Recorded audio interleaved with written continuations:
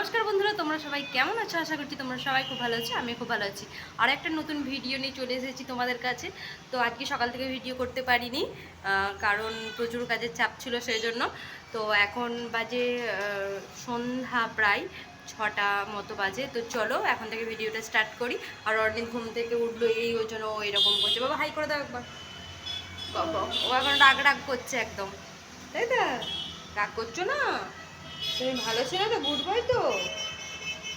ওই বাবা ঘুম থেকে উঠেছো তো, এই এখন মুডটা ওর জন্য এরকম লাগে। তো চলো দেখতে থাকো কি করি, সব কিছু শেয়ার করবো তোমাদের সাথে।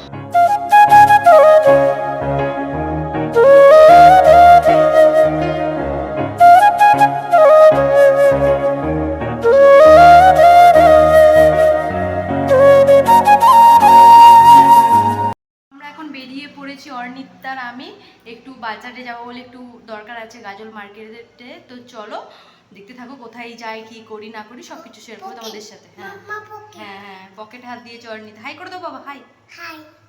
চলো।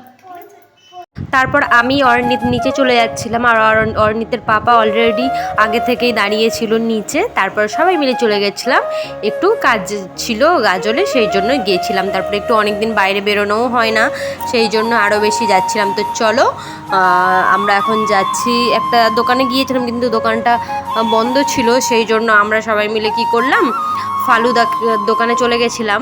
ভাবলাম প্রথমে ফালুদা খাবো, কিন্তু ভালো লাগছে না, ফালুদা এমনিই আমার পছন্দ না। তারপর অর্ণিত বললো আইসক্রিম খাবো বলে সবাই মিলে এই আইসক্রিমটা খাচ্ছিলাম। কিন্তু দেখো অর্ণিতের পাপা একটু খেতে না খেতে অর্ণিত নিয়েছে আইসক্রিম। তারপরে আমরা গাজল স্টেশনে চলে এসেছিলাম, আর বসার জায়গা মানেই গাজল স্টেশনে এসে বসে থাকি, বেশ ভালো লাগে। তো প্রথমে তো অর্ণিত এসেই তো বায়না করবে, কারণ কিটক্যাট কিনলো, একটা মাজা কিনলো, আর তারপরে আমি খাবো বলে একটা কোলা কিনলাম ছোট্ট।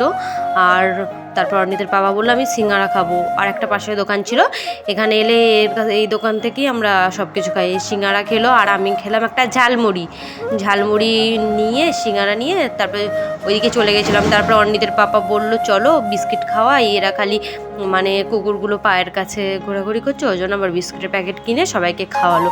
তারপরে এই যে আমার ঝালমুড়িটা। তো চলে এসেছি, এখানে বসে আছি। একটা ট্রেন এলো, ট্রেনটা কোথায় যাবে কে জানে। তো ট্রেনটাই দেখছিলাম। তুমি এখন বাড়ি যাবে কেন বলছো? ওর পাপাকে বলছে চলো পাপা বাড়ি চলে যায়, ভালো লাগছে না।